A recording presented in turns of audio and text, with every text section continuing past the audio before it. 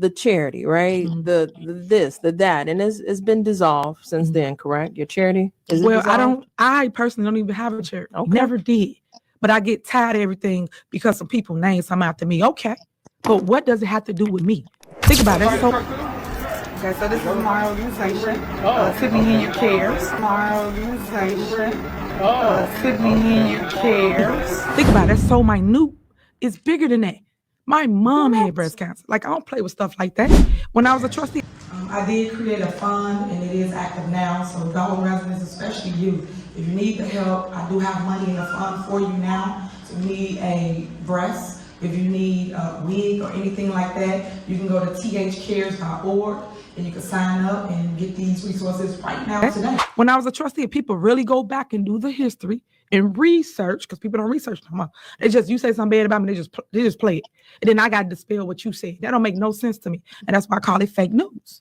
So my mom had cancer, and then in 2013, I did a cancer walk every single year. Didn't miss a beat. But they ain't talking about that though, right? Mm-hmm. I want people to talk about facts and not fiction. And I want to talk about facts, right? Like, so ultimately, we know where you stand and rooted in the charity. How you said early detection, same thing. My mom, she had breast cancer. She did early detection. And that was just by doing I'm doing it on your site, doing a little breast thing in the shower, and she found the lump. So when she found the lump, mom went to the doctor. She did a biopsy. She did everything, and it was cancerous. And she went through all the stages of hair falling out. I even, to this day, I wear a wig. Yeah, this is a wig. It's cute, y'all. Yeah, it's cute. A wig. To this day, just don't pull it. Hold on, Nikita. To this day, just to support my mom, because I love her to death, and she didn't want me to cut my hair, and I tried to cut my hair with her. And I ain't for the crap, so I'm gonna get off of that. It was just touch and go. So just believe in yourself. Well, I asked you before we went to the break. I talked about this charity and the Illinois Attorney General's office. This is from CBS affiliate there. Says that the accusation comes at the same time the Illinois Attorney General's office told Henyard's charity multiple times in recent months to stop improperly soliciting donations because it had not registered with the state as required by law. And you said that's not your charity. Correct. Okay. So were you ever? So show the video here, because I'm trying to understand this here. So this is a video of you marching with the charity. So what is this?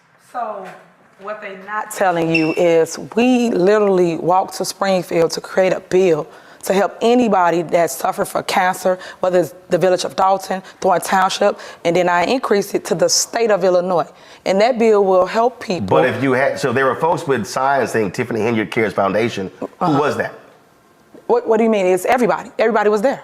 No. What I'm saying is, what is the Tiffany Henyard Cares Foundation?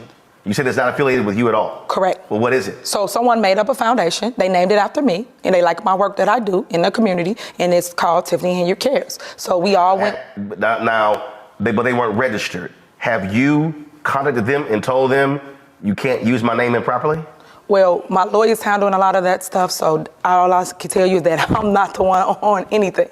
That's the only thing I can tell you right now. So I'm just trying to.